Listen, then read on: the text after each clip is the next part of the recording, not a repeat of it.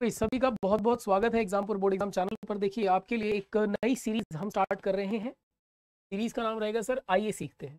ठीक है, और टॉपिक आज का है हमारे पास हाइड्रोजन। ठीक है, हाइड्रोजन एज एन एलिमेंट, यानी हाइड्रोजन जो तत्व है उसके बारे में हम कुछ चीजें जानेंगे। इसी प्रकार से अलग अलग तत्वों के बारे में, उनके इस्तेमाल के बारे में हम जानेंगे। ठीक है, तो इस सीरीज को देखते हैं। जहां तक हम कोशिश करेंगे, जहां तक हम आपको करा पाए, जो कि आपके लिए सबसे पहले रेलेवेंट होना चाहिए। अगर वो रेलेवेंट नहीं है आपके लिए तो सर फिर फायदा नहीं। जैसे कि ज़्यादातर देखा जाता है कि 1 से लेकर, अगर एटॉमिक नंबर की बात करूं, परमाणु संख्या की बात करूं, तो 1 से लेकर 20 तक तो सारे परमाणु जो है संख्याएं, जितने भी उसमें एलिमेंट आते हैं, जितने तत्व आते हैं, उन सभी के बारे में आपको ज़्यादातर पूछा जाता है। पर उसके अलावा भी कुछ कुछ एलिमेंट्स हैं, तत्व ऐसे हैं जिनके बारे में बीच बीच में से, जैसे कि जिंक हो गया सर, उसका 1 to 20 के अंदर नहीं आता, उसके बाद आता है, तो उसके बारे में भी सीखेंगे सर। ठीक है, तो इस सीरीज को देखते हैं सर। आप जैसा आपका रिस्पॉन्स रहेगा उस हिसाब से इस सीरीज को आगे लेके चलेंगे। ठीक है, चलिए क्योंकि हम बात कर रहे हैं आज की डेट में हाइड्रोजन एलिमेंट की, तो सर हाइड्रोजन एलिमेंट के बारे में जानना शुरू करते हैं। हाइड्रोजन एलिमेंट को आप कैसे जानते हैं? देखो, hydrogen is a very unique element. अगर आप मुझसे पूछोगे तो हाइड्रोजन बहुत यूनिक एलिमेंट है सर। क्या है हाइड्रोजन? बहुत यूनिक। सर ये यूनिक एलिमेंट क्यों है, अनोखा क्यों है यूनिक एलिमेंट? सर ये यूनिक एलिमेंट क्यों है, अनोखा क्यों है? सर इसके बहुत सारे कारण हैं हाइड्रोजन के अनोखा होने के।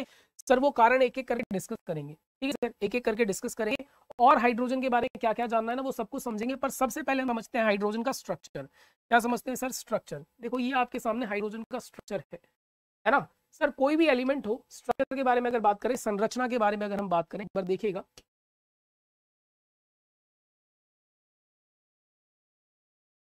संरचना के बारे में, स्ट्रक्चर के बारे में अगर हम बात करें, तो आपको पता है किसी भी एलिमेंट का स्ट्रक्चर कैसा होता है सर।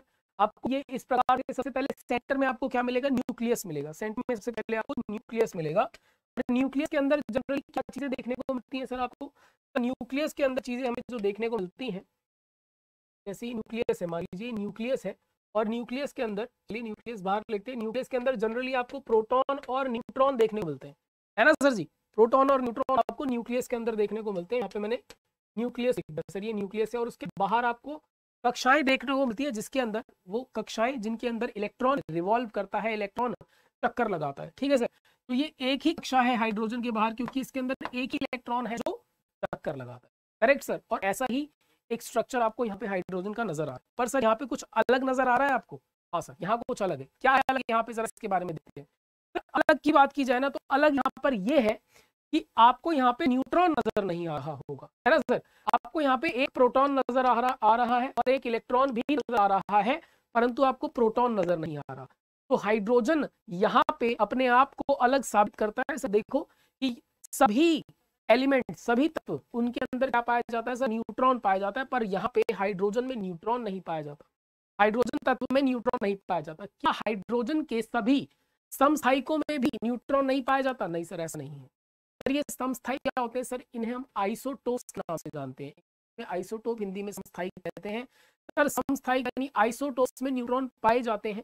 हाइड्रोजन के समस्थायिक यानी हाइड्रोजन के आइसोटोप्स में न्यूट्रॉन पाए जाते हैं। ठीक है, तो बेसिकली हाइड्रोजन के आइसोटोप्स की अगर बात करें ना, तो 3 टाइप के आइसोटोप होते हैं हाइड्रोजन। ये आपके सामने तीनों टाइप आइसोटोप लिखे हुए हैं सर यहाँ पे। हाइड्रोजन जिसे आप क्या कहते हैं सर? 3 टाइप के आइसोटोप। एक तो आपका हो गया प्रोटियम, एक आपका हो गया ड्यूटीरियम, और एक आपका हो गया ट्रीटियम।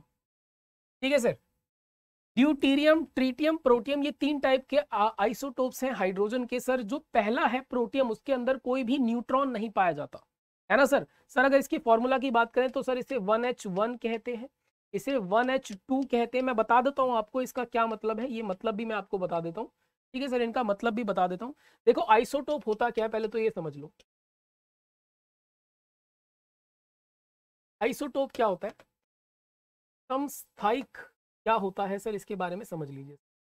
समस्थायिक क्या होता है, इसके बारे में समझ लीजिए सर। समस्थायिक यानी आइसोटोप वो होता है सर जिनमें जिनमें एटॉमिक नंबर तो सेम हो, सेम एटॉमिक नंबर। देखो आइसो का मतलब होता है सेम, आइसो का मतलब होता है सेम यानी समान। और यहाँ पे टोप अर्थ, टोप का अर्थ जो आप निकालेंगे नंबर ऑफ एटॉमिक नंबर से निकालेंगे आप बेसिकली, जो कि जिसमें जो कि निर्भर करता है प्रोटॉन पे।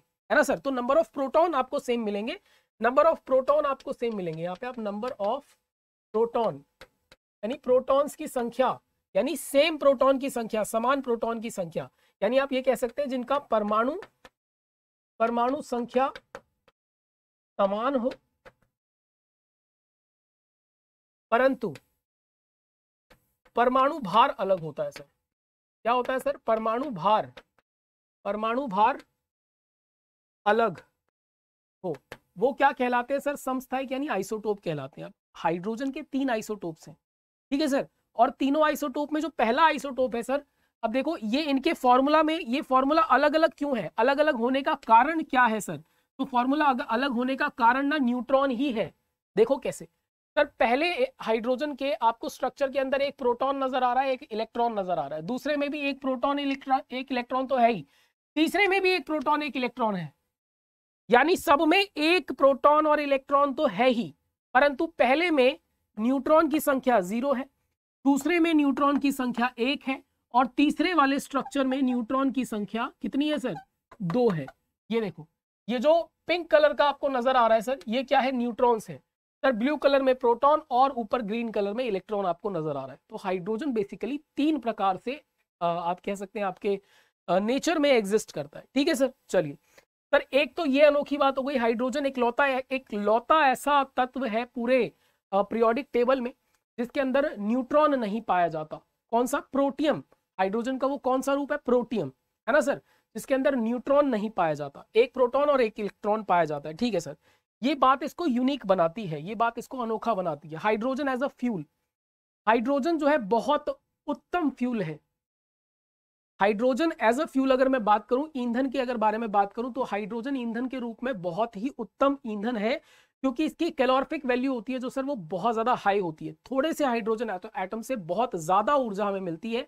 हालांकि हाइड्रोजन को फ्यूल के रूप में हमारी जो कॉमन गाड़ियां होती है सर, जैसे जिन्हें हम सड़कों पे लेके चलते हैं, उसमें अभी हमने हाइड्रोजन फ्यूल को इस्तेमाल करना शुरू नहीं किया, लेकिन एक्सपेरिमेंट्स चल रहे हैं इसके ऊपर कि हम हाइड्रोजन को एज अ फ्यूल इस्तेमाल कर पाए, ठीक है सर। अगर हम ऐसा कर पाए, अगर हम सेफ सुरक्षित रूप से अगर ऐसा कर पाए, तो हमें बहुत फायदा मिलेगा इस चीज से, क्योंकि हाइड्रोजन जो है थोड़ी सी मात्रा में भी बहुत ज्यादा ऊर्जा देता है, जो कि आपकी गाड़ियों के लिए, आपकी जेब के लिए, हर तरीके से ये सर क्या है? फायदेमंद है। तो हाइड्रोजन एज अ फ्यूल भी सर क्या है? बहुत ही ग्रेट है। चलिए सर आगे देखते हैं। सर ये पीरियोडिक टेबल है, आवर्त सारणी जिसे कहते हैं आप। पीरियोडिक टेबल यानी आवर्त सारणी, आपको पता है सर कि पीरियोडिक टेबल के अंदर हाइड्रोजन का, देखो हाइड्रोजन यूनिक क्यों है, ये भी यही बता रहा हूं यहाँ पे। हाइड्रोजन का कोई भी स्थान फिक्स नहीं है यहाँ पे। कई बार आपको ऐसा देखने को मिलेगा, कई बार आपको कई प्रकार की पीरियोडिक टेबल यानी कई प्रकार की आवर्त सारणी आपको देखने को मिलेगी। कई बार हाइड्रोजन यहाँ मिलेगा, कई बार हाइड्रोजन को बीच में रखा हुआ होता है, क्योंकि हाइड्रोजन का कोई स्थान फिक्स नहीं है, कोई पोजीशन फिक्स नहीं है। सर कारण क्या है?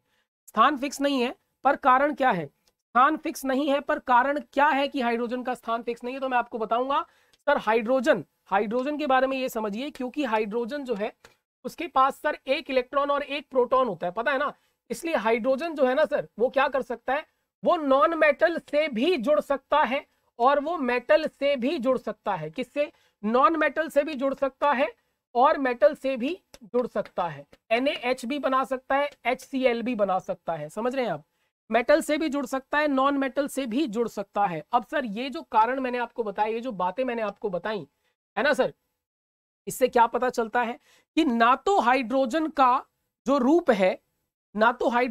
रूप है वो पूरी तरीके से आप उसे नॉन मेटल कह सकते, ना पूरी तरीके से आप उसे मेटल कह सकते। कारण यह है कि वो दोनों के ही बिहेव शो करता है, दोनों के ही व्यवहार को दर्शाता है। इसलिए हाइड्रोजन जो है ना तो उसका पीरियोडिक टेबल में कोई स्थान फिक्स है और अपने आप में एक ये यूनिक एलिमेंट है। सर इतनी बातें हाइड्रोजन के बारे में जानना आपको कैसा लगा आप बता सकते हैं। और हमारी रेगुलर क्लासेस जो चलती हैं एग्जामपुर बोर्ड एग्जाम चैनल पे रोज शाम 5 बजे, वहां आप जुड़ सकते हैं। इसी के साथ इस वीडियो को मैं समाप्त करता हूं। ऐसी ही और वीडियोस देखने के लिए जुड़े रहिए हमारे साथ एग्जामपुर बोर्ड एग्जाम चैनल पर। मिलिए हमें क्लासेस में रोज शाम 5 बजे। तब तक के लिए थैंक यू एवरीवन। जय हिंद, जय भारत।